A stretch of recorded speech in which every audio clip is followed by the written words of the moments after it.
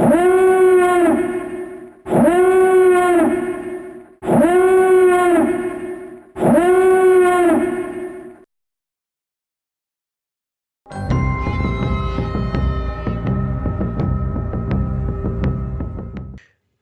and gentlemen, welcome to another edition of Mandomania. Ooh, yeah. It's running wild, brother.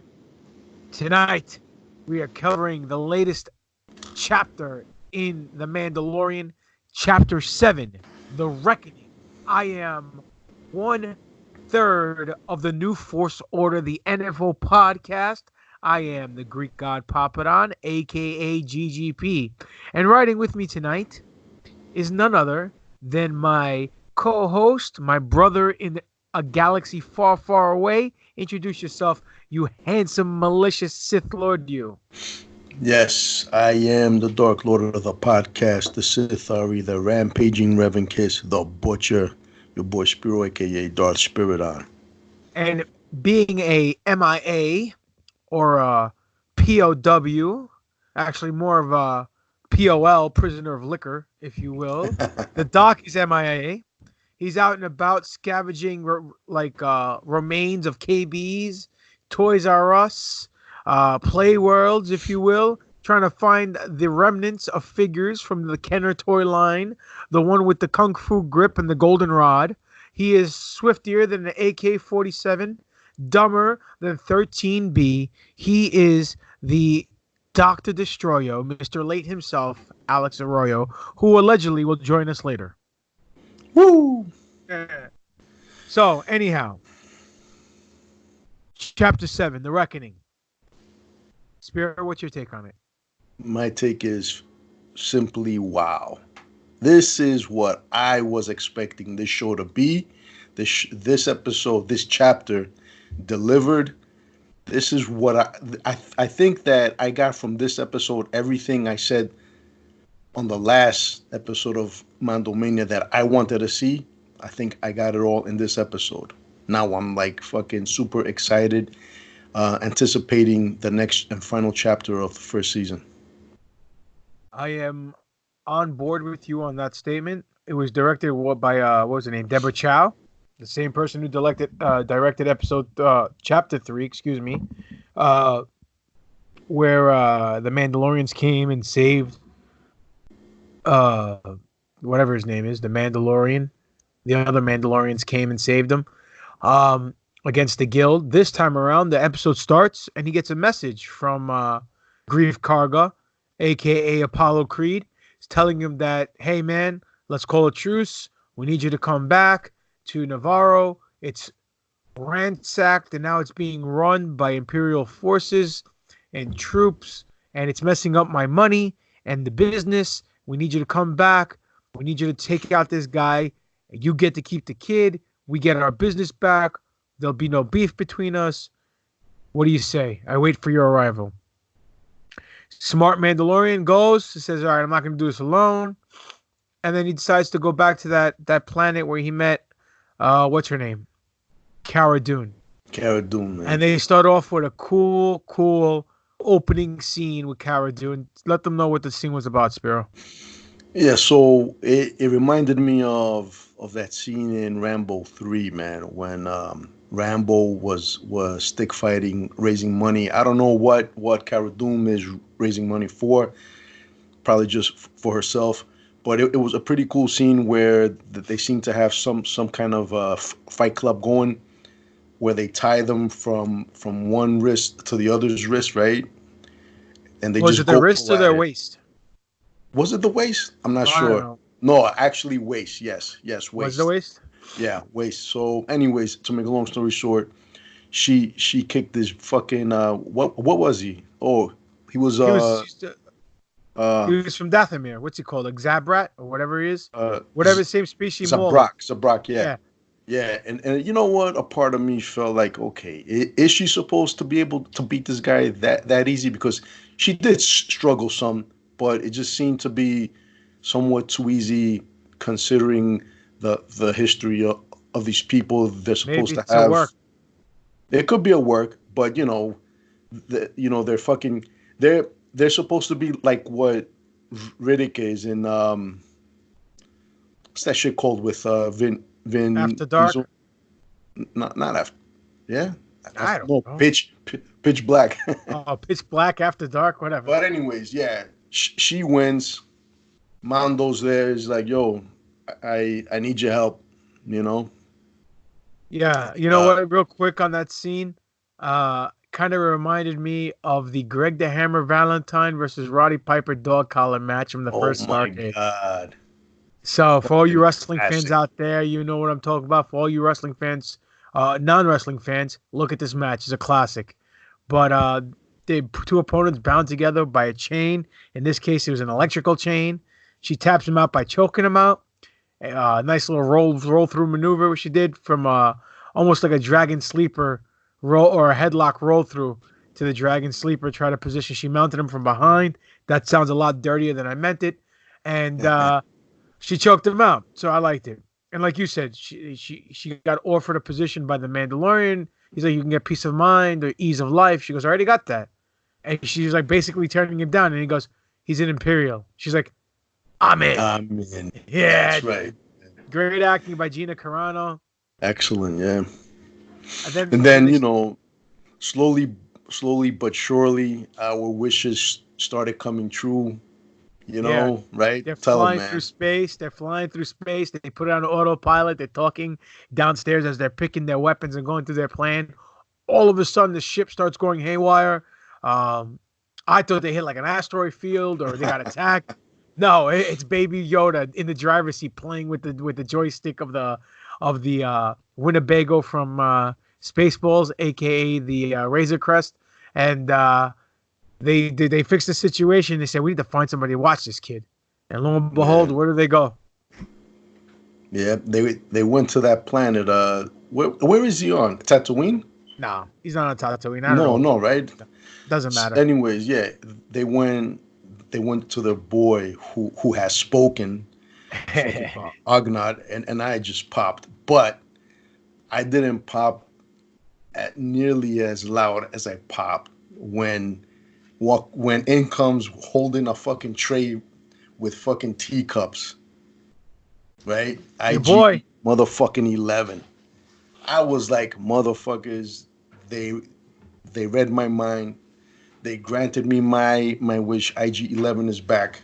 I'm fucking happy and fucking excited. The cool thing about that is that he rewired them. He fucking salvaged them. He's been reprogrammed to protect, but if needed, he can still kick ass. Yeah, definitely. Right? And obviously, Mando didn't trust him. He still don't trust him. Right. But the cool thing about this is this, and just to touch base, or get off the subject from the timeline of the episode. Everybody was complaining.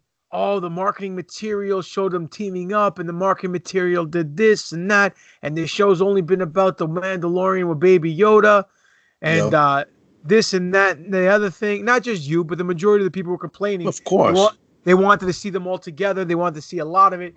I personally loved how they introduced all the characters individually, so they got a chance to shine, and you were able to connect with them. Then they took them away from you, so you wanted them, and then they gave them to you at the end of the season, and it meant something. It wasn't like it was basically what Marvel did. They introduced everybody from the Avengers first in their own solos movies, and then they did the team movie, as opposed to DC, who just started out with JLA, and no one cared about the characters. You know what I mean? So Agreed. Yep. I mean, it's no coincidence that Favreau, who was the architect with Kevin Feige and started off the MCU, is also the architect behind this and used the same game plan. So just a little side note. But anyway, um, No, man, listen, man, I totally agree with you.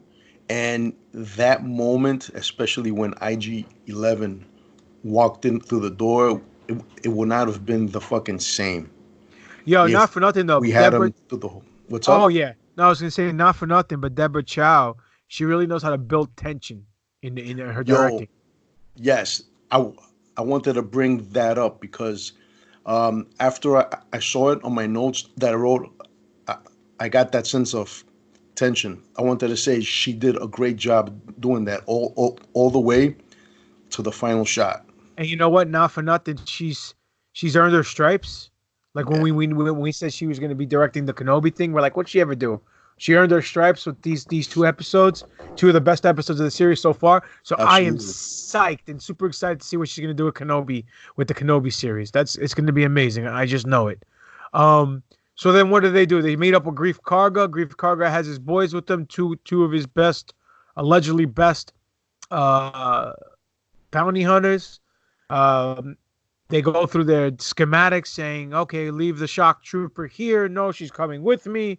Blah, blah, blah, yada, yada, yada. A little back and forth action. They end up going on their quest.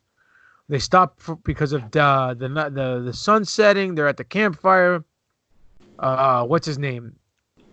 Mandalorian's like, let's go through the plan one more time.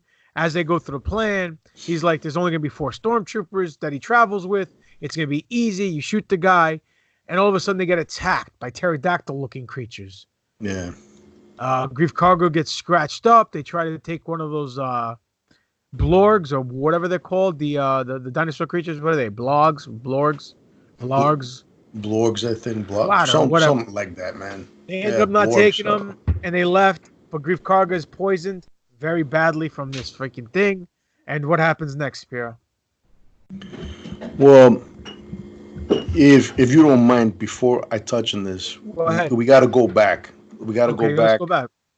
We got to go back because there's something very important, something that we have never seen a light side person do, a light side force sensitive being do. Oh, That's yeah. forced to somebody, right? Yeah, dude. And of all people, fucking Baby Yoda with his tiny fucking hands and shit, he was force choking the shit out of Cara Dune. Because she was arm wrestling right? Yeah, Mandalorian, and he yeah. thought he was in trouble. Yeah, and that goes to show that they both have this relationship now where they, that they feel protective of the other. But he force choked her. So, is this something that every light side user can do if need be? Is this Luke used it in Return of the Jedi? Did he? Yeah, When? Gamorrean guard when he walked into the Jabba's palace. Dude, I don't fucking. He walks through the door. The Gamorrean guards get in front of him. He goes like this. They go to the side, and they're like, and they're choking. And he's going like this. Totally. Okay, all right. Yeah, watch it again. All right, cool. Yeah, man. So that happened. But anyways, I can't believe I overlooked that scene, dude. Yeah, that was one of the best scenes ever. You see his little face and his little hands. He looked all pissed off. He was selling that shit like a champ. And she was like, tiny baby hand. Yeah, no, that's my good hand. Dude, the selling that this guy did while giving the force choke is better than some of the selling the indie wrestlers do on the independent scene. And in WWE and AEW and all that stuff. Anyhow. Definitely, man. But yeah, so anyway, look at him. Yo. My bad, boys. You want to put on your camera or you want to stay audio? Audio's fine. I'm driving. It doesn't matter. Whatever.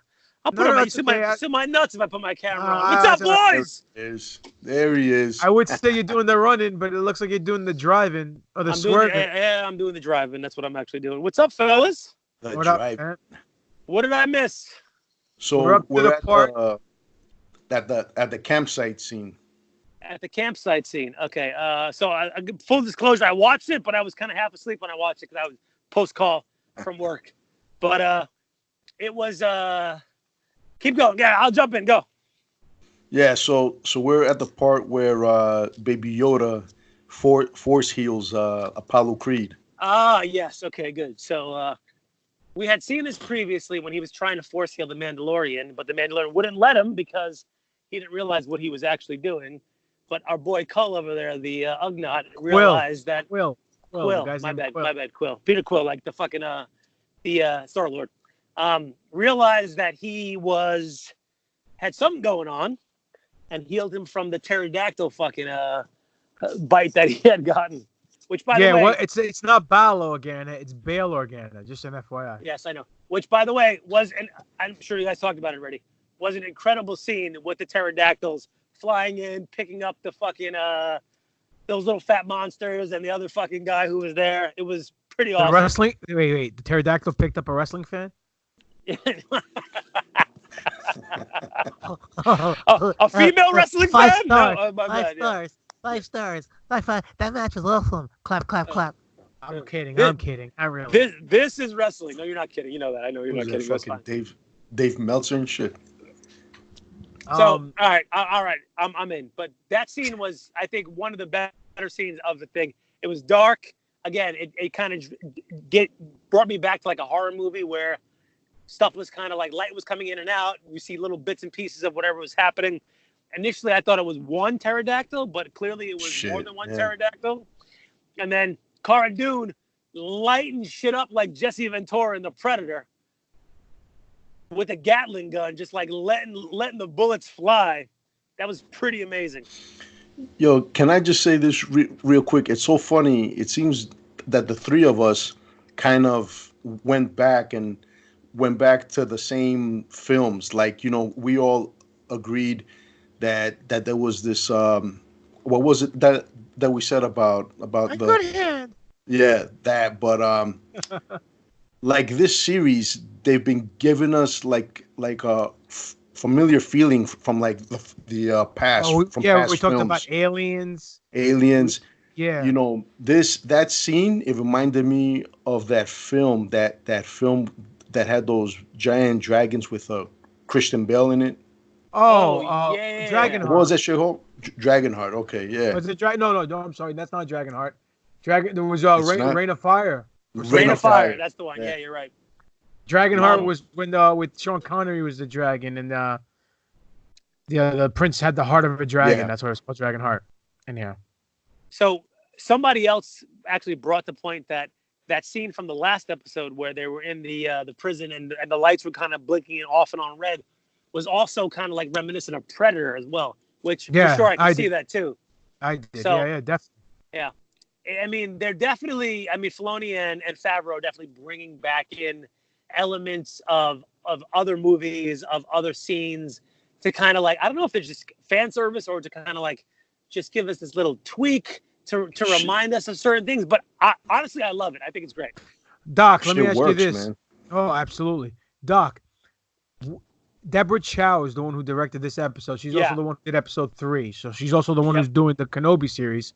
So we mentioned something. I want to see if you're on the same page with us. What's the one thing that she did in this episode that was magnificent? Let's see if he's on the same wavelength with us. The one thing she did in the episode that was magnificent. Not an actual scene or action scene or spot. Yeah. But overall ambiance of the episode. For me, I think it's the fact that she brought the whole team together. Like she just dragged everybody from the last couple episodes. What was it that she conveyed? The message to the people, like a certain feeling or something, the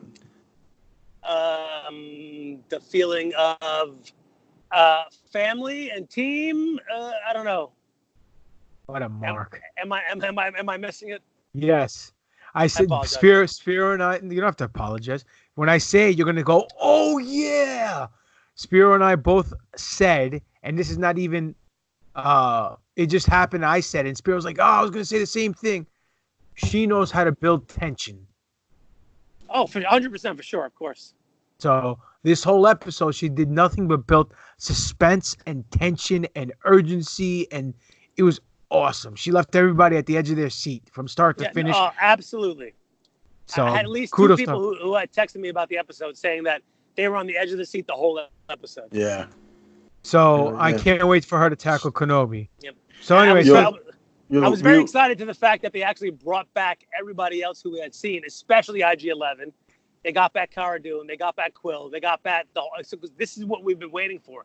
Our big knock on the whole series has been complete. Why are you speaking French? I never knocked the series. I love the way it's been done. It's been our big knock in the series. Me and Spiro has been the fact Spiro that and it's been that I'm from Brooklyn. That it's been very kind of like non-congruent that nothing kind of follows itself. But the fact that he went back, flew to fucking Quill's planet, got Cara Dune, got IG-11, and then now they're all like a crew. I totally popped for that, and I was like, all right, this is what we wanted to see from the beginning. Yes. Now I'm gonna tell Spiro. I'm gonna tell you what I told Spiro. This was the master plan from day one, and I'll tell you why. It's the same blueprint plan that they did with the Avengers. They introduce everybody one by one, and it gets to register and emotionally connect with the audience, and then they took them away, so you want them some more, and then they bring them together at the end of the series, so it actually means something. Same thing that Feige and Johnny Favs did with Iron Man, Thor, Hulk, Captain America, and then giving him the Avengers movie. Same. So, and it's no coincidence that Johnny Favs also is the architect to the MCU. That's the Marvel Cinematic Universe. And it's not like the DC universe where they jump started and everything, and then it was just a big dog pile on the rabbit to start, or a gang bust. But you know what I'm saying? Like, if it would have just had these guys team up from the start, I don't think it would have had the same emotional connection with everybody as if they did it like that. That's just my opinion. Yo, let me ask you, Doc. Let me ask you, how'd you feel when you saw IG-11 come in through that door and he was holding a fucking tray of fucking tea and shit? It reminded me of episode 1 when the C-3PO droid comes through the door and has the tea for fucking Obi-Wan and Qui-Gon. And I was like, is he going to drop that tray and start blasting? Well, listen, I just got word that Hanna-Barbera is suing Lucasfilm because they're saying that IG-11 stole Rosie the robot's gimmick from the Jetsons. Oh my God, Rosie. So, yo, but talking about that real quick, I know that we're getting off track, but what about that long stare between Mando and IG-11? There was something there, right? Oh yeah.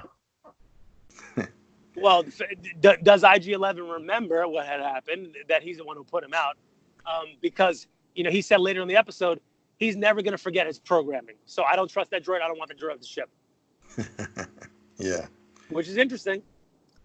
So now that Baby Yoda heals Grief, they go to the city, and then Grief does the babyface turn and shoots the 2 bounty hunters that came with them. And he told them the plan. He broke kayfabe and stooged everything off. Exposed himself, saying, "Hey, the plan was we're going to kill you and take the baby. But after you saved my life, I had to change your heart." So the one beat of this episode that I didn't like was that portion right there when Grief turns around and shoots the 2 bounty hunters behind them. There's no way that the Mando is not going to fucking kill him immediately when he flips around holding his guns. There is no way. They should have framed that a little bit differently. No, they should have set it I up disagree. a little bit differently. They're gonna shoot him. He pulls the guns out and shoots right behind them. Yeah, but he shoots right behind them. He saves him, and then he puts his hands up with the guns. I get it, but they would have got him the second he pulled that trigger. Spiro, you okay? What's the matter? You have the ghost of Star Wars passed in the house? I don't know, man. I'm fucking hearing things here. That's just Doc drunk while he's driving. Just kidding. Don't drink and drive. No, you'll spill your drink.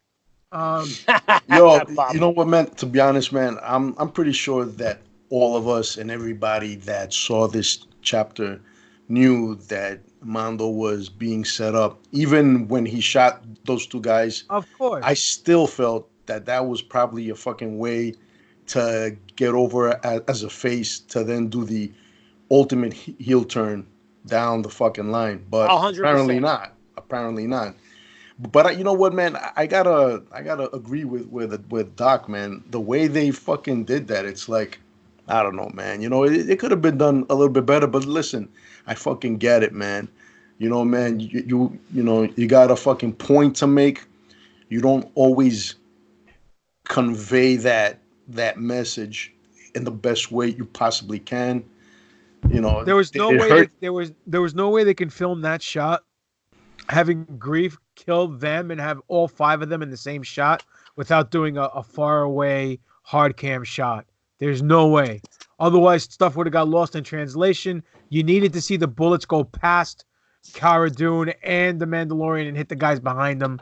You know what I'm saying? You can't Look, just do an man, over-the-shoulder shot or anything of that it didn't nature. hinder. It didn't hinder the fucking overall story. So, No, you know, I agree, but I just think that was my one misstep in the whole episode. Was that I was like, they would have taken him down if he would have turned around like that.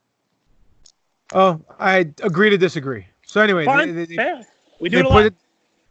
They put what's his name in shackles. They take his blaster, the Mandalorian. They walk him through town. As they walk through town, one of the biker troopers is like, "Hey, I'll give you 20 credits for that helmet." That Yeah, was dope. and he's like, "No, I'm keeping that on my wall." And Yeah, that was dope. On your wall. He's like, "Just play along." Kayfabe, brother, kayfabe. So, as they're walking through town, they see that they're totally outnumbered. There's about 50 stormtroopers there. They get into the guy's place. They still haven't given this guy a name, Hershog's character a name, and they sit down and they see what's his name, Hershog, and he hits him with these German accent, long SAT syllable words as he's like talking, and it sounds very poetic, very elegant. I loved it. And then bro, you know what, man? I think he is one of the highlights of this whole show, man. Whenever he's on screen, it's like he I captures feel, your attention. Yeah. yeah, man. You know, yeah. In the Every short scene time that that he's he's in. been on, he's actually a great actor. Oh, Yeah. yeah. He's a director too, from what I understand, right? One of the greatest ever, bro. So he wants to see the baby. Obviously, the baby's not in the little. He asked Quill to build him a better padding for the baby to sleep, and then Quill builds a new baby egg, whatever you want to call it, for the baby to travel in. And they didn't bring the baby with them, and they closed it. Are you breathing heavy over there, Doc? You all right? I'm good. I'm taking my shoes off. Going upstairs, getting out of breath? I'm getting blown up. Jesus Christ. So, what happens? Right about when he goes, the baby's sleeping. And then he goes, "We'll be quiet. I wanted to see the baby." Show me the baby. And then, boom, he gets a phone call. And lo and behold, who is it? Spirit, who is it? It was Moff Gideon. Moff Gideon, finally. And this is where the heel turn happens. But it's not from Grief Karga. It's from Gideon. Yo, let me tell you, man. This motherfucker shows up. He shows up and he's got the fucking death troopers with him, and he's got a legion of fucking stormtroopers, man. They weren't playing games, man. They lit that spot up. They killed their own. They killed Werner Hershog. They killed all the stormtroopers that were in there. They took everybody out just to prove a point. You know what, man? So these guys are obviously the remnants of the Empire, but they're organized. At first, we thought they were just scattered, guns for fucking hire or people who were hiding out. But these guys are actually organized, and well, his faction is. We don't know if but, they're all like that.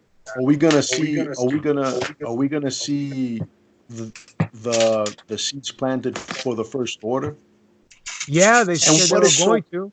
And what is so fucking? You know what? I'm not gonna ask this. I'll ask it at the end. But they were going back and forth, Mando and the Argonaut, about the fucking baby.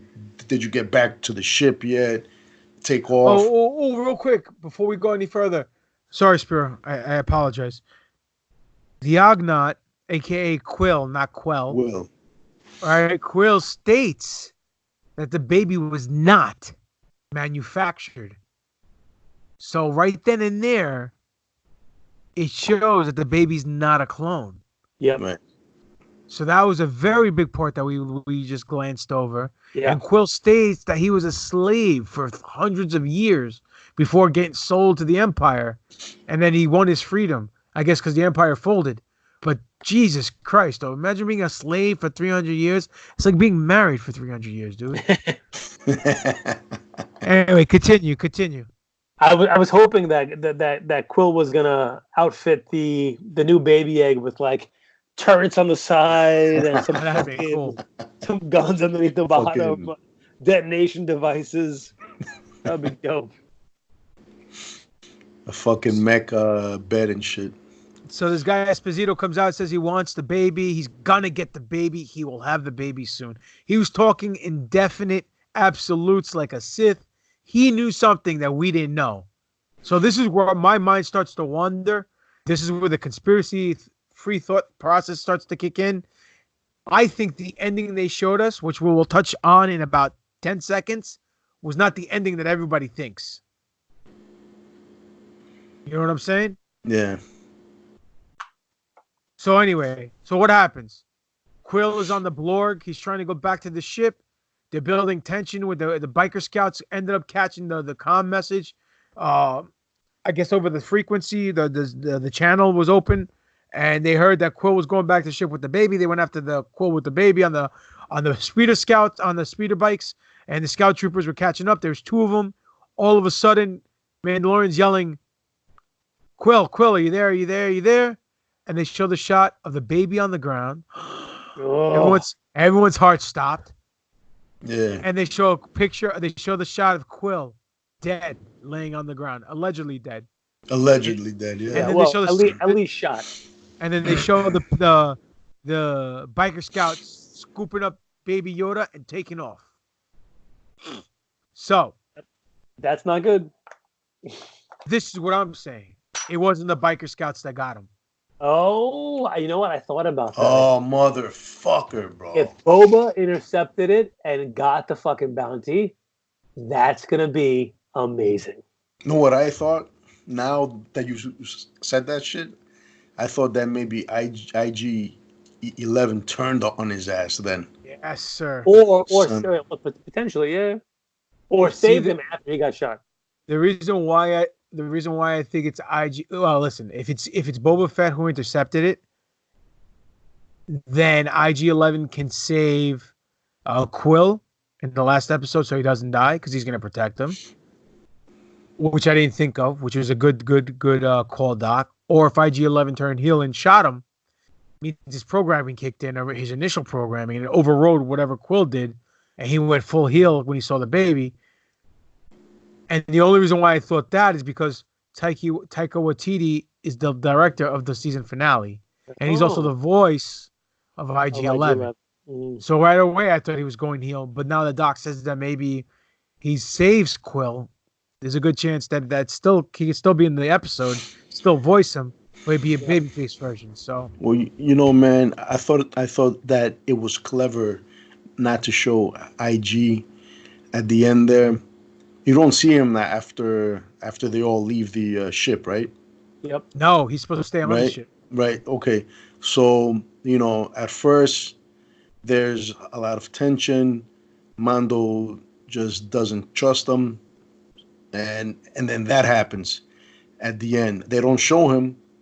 So, you know, are they trying to fool, you know, play games and get us to doubt him? Or did that motherfucker, you know, really go full fucking? Oh, it's either way deal? because Quill gets, you can see the ship in the distance as Quill's heading towards it. He gets pretty close to it on the blurg.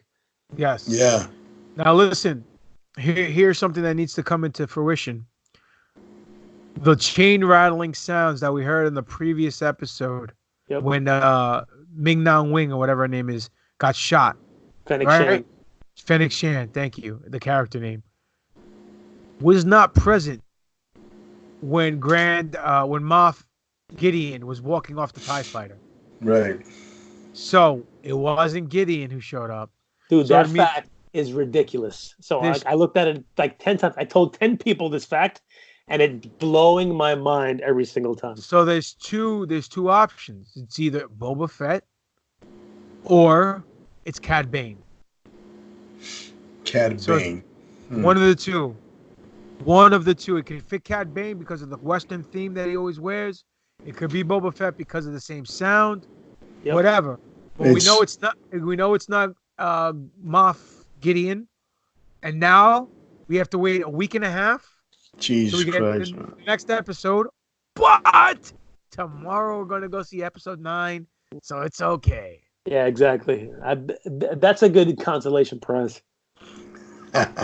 Sure is. So Oh man, dude, I so is can't this your wait, favorite man. episode or what? Yeah, yeah.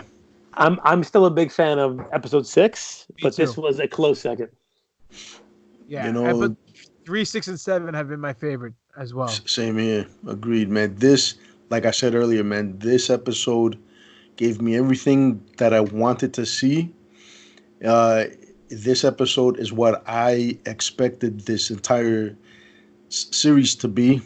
So I can't wait, man. I can't wait to see Yep. where they go from here. There's a lot of shit.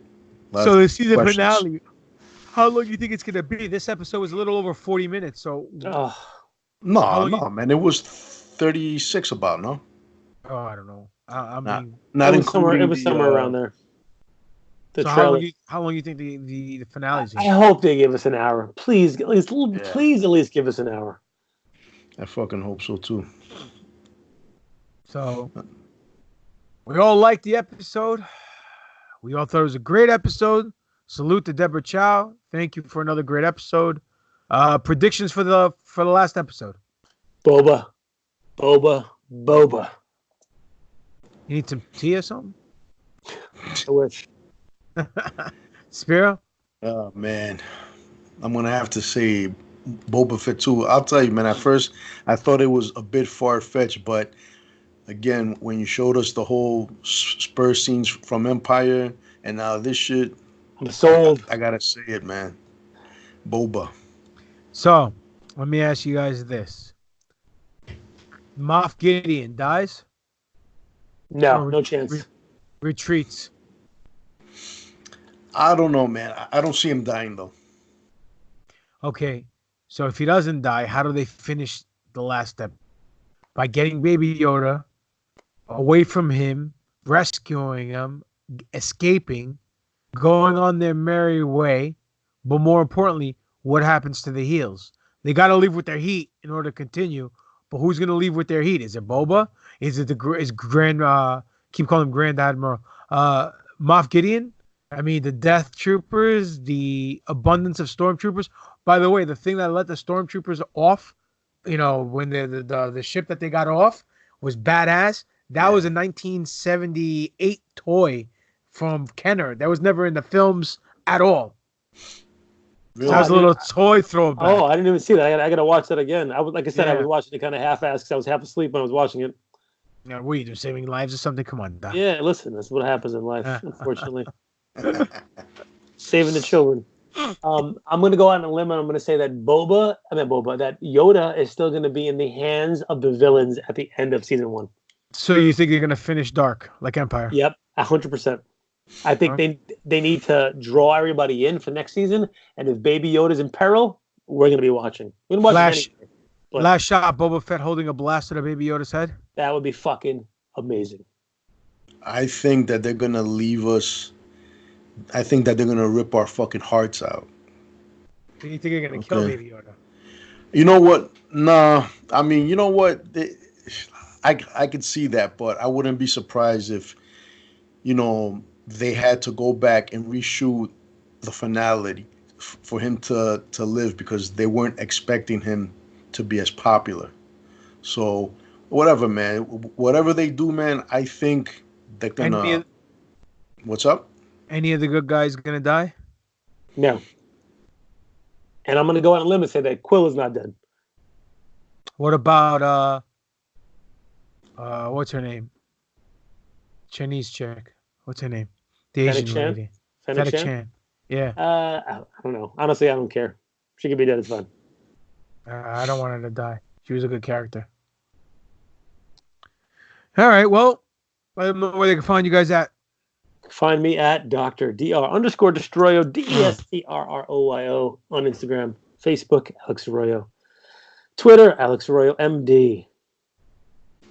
Spiro_A on Instagram. Also Darth_Spirit on Handsome Reaper on Twitter. You can find me at Greek Eye Papadon, Twitter, Greek Eye Papadon, Instagram, Demetrius Papadon, Facebook. Pro Wrestling Tees / Greek God Papadon on my Pro Wrestling Tees store where you can buy yourself all the GGP merchandise. YouTube Greek God Papadon where you get all my matches and promos. Find the three of us at NFO_podcast on Twitter.